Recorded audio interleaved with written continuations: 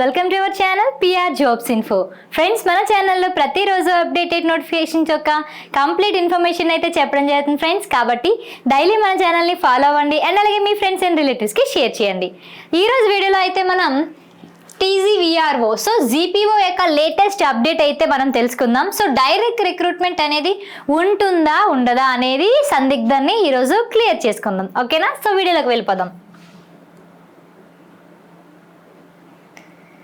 So చూడండి guys, ఇక్కడ GPO పోస్టులపై గందరగోళం.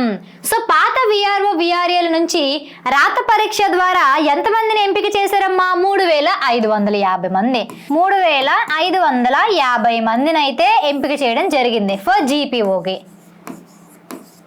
అయితే మిగిలిన మరో 7404 పోస్టులను డైరెక్ట్ రిక్రూట్మెంట్ చేయాలని గతంలో ప్రతిపాదనలు.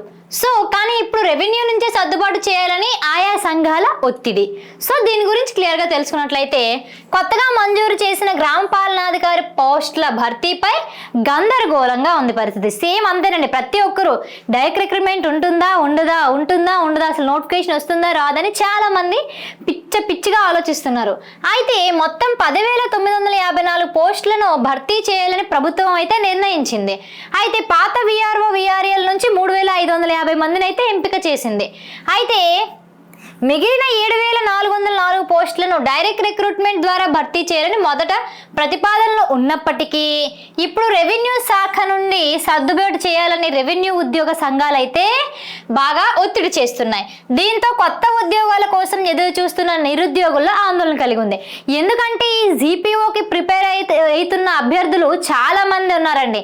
ఎందుకంటే ఈ విఆర్ఓ జాబ్ ఎలాగైనా సంపాదించాలనే దృక్పథంతో ఎంతో మంది వెయిట్ చేస్తున్నారు ఈ నోటిఫికేషన్ గురించి. అయితే మరి అసలు మిగిలిన పోస్టుల భర్తీ ఎలా జరుగుతుందని దానిపై స్పష్టత అయితే ప్రస్తుతానికి లేదు. అయితే జూన్ 2 నుంచి 35% గ్రామాల్లో మాత్రమే జీపీఓల సేవలు అందుబాటులోకి రానున్నాయి. మిగిలిన 65% గ్రామాలకు జీపీఓలు అందుబాటులో అయితే ఉండరు. సో టోటల్గా మనకి 10,954 పోస్టులు. సో ఎంతమందిలో ఓన్లీ 3,550 మంది అయ్యారు. అంటే టోటల్గా 100%కి 35% మనకి జీపీఓలు రావడం జరిగింది. ఇంకా 65% కావాలి. ఇంకా 65% జీపీఓలు కావాలి. అయితే దీంతో వాళ్ళని ఎలా సర్దుబాటు చేస్తారో అనే ఆసక్తి అయితే కలిగింది. సో ఏం చేస్తారు ప్రభుత్వం? డైరెక్ట్ రిక్రూట్మెంట్ తీస్తారా లేదంటే రెవెన్యూ శాఖ నుంచే సర్దుబాటు చేస్తారా అనేది తెలియడం లేదు. అయితే వాస్తవానికి గ్రామాల్లో రెవెన్యూ వ్యవస్థ పునరుద్ధరణకు ప్రభుత్వం గ్రామ పాలనా అధికారులను అవసరమని క్రియేట్ చేసింది. అయితే మొత్తం 10,954 పోస్టులు అంచనా వేయగా ఈ పోస్టుల భర్తీ ప్రక్రియపై సందిగ్ధం నెలకొంది. సో దాని మీద క్లారిటీ లేదు. సో మారిన రెవెన్యూ ఉద్యోగుల స్వరం.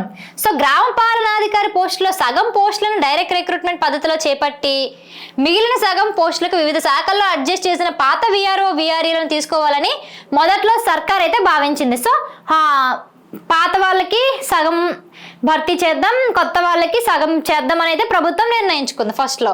అయితే మధ్యలో సర్వీస్ విషయంలో వ్యతిరేకత రావడంతో మొత్తం పోస్టులను డైరెక్ట్ రిక్రూట్మెంట్ ద్వారా భర్తీ చేయాలని నిర్ణయానికి వచ్చింది.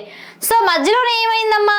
సర్వీస్ విషయం అంటే మీరు ఇంతవరకు ఇప్పుడు ఎవరైతే పాత విఆర్ఓ విఆర్ఏలుగా మారి వేరే దగ్గర పనిచేసిన వాళ్ళకి సర్వీస్ అనేది కట్ చేసి ఫస్ట్ ఇప్పుడు ఫ్రెష్గా అయితే క్యాండిడేట్స్ని తీసుకుంటున్నారు అన్నప్పుడు చాలా వాగ్విదాలు జరిగాయి.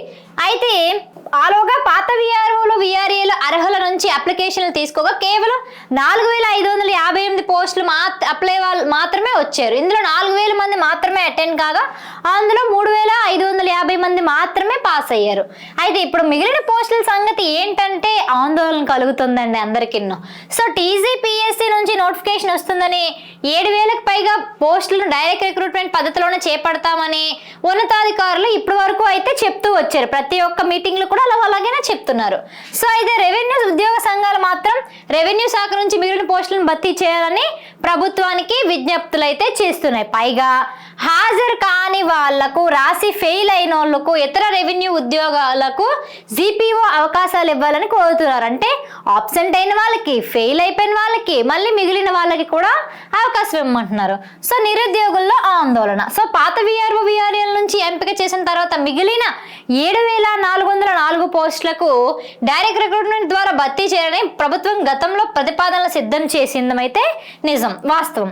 సో టీజీపీఎస్సీ ద్వారా ఈ పోస్టుల భర్తీకి నోటిఫికేషన్ విడుదల చేయొచ్చని లక్షలాది మంది నిరుద్యోగులు అయితే ఎదురు చూస్తున్నారండి, లక్షలాది మంది.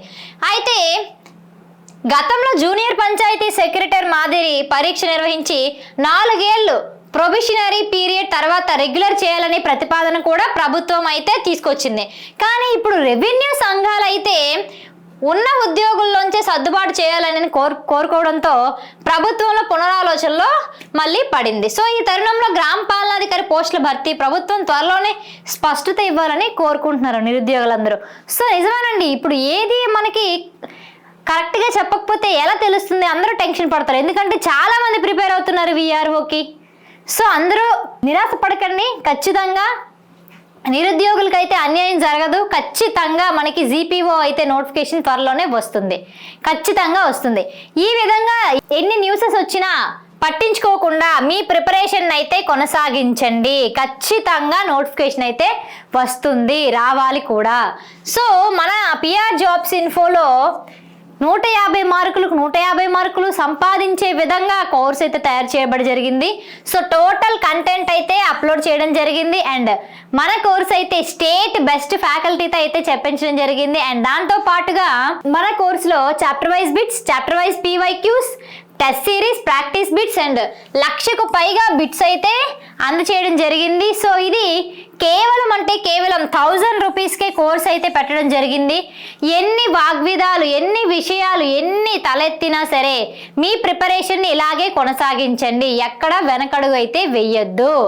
సడన్గా నోటిఫికేషన్ ఇస్తే మీరు సరిగ్గా ప్రిపేర్ అవ్వకపోతే వెనుక పడిపోతారు ఖచ్చితంగా, ఎందుకంటే చాలా మంది దీనికి ప్రిపేర్ అవ్వడం జరుగుతుంది. సో ప్రతి ఒక్కరూ ఇప్పటి నుంచే ప్రిపరేషన్ అయితే స్టార్ట్ చేయండి. అండ్ మన కోర్స్ అయితే చాలా బాగుంటుంది. మన కోర్స్ని వేరే వాళ్ళ కోర్స్ని కూడా కంపేర్ చేసి చూడండి, ఏది ది బెస్ట్ కోర్స్ అయితే అదే తీసుకోండి. పిఆర్ జాబ్స్ ఇన్ఫోలో యాప్లో అయితే డెమో క్లాసెస్ అయితే పెట్టడం జరిగింది. సో క్లాసులు చూస్తే మీకే అర్థమైపోతుంది, ఓకేనా? సో ఏమైనా డౌట్స్ ఉంటే కామెంట్ బాక్స్లో కామెంట్ చేయండి, లేదంటే డిస్క్రిప్షన్లో వాట్సాప్ లింక్ ఇచ్చిన గ్రూప్లో జాయిన్ అయ్యి అడగండి, లేదా కాల్ చేయండి. నేను ఏమైనా డౌట్స్ ఉంటే క్లియర్ చేస్తాను. Okay guys, thank you.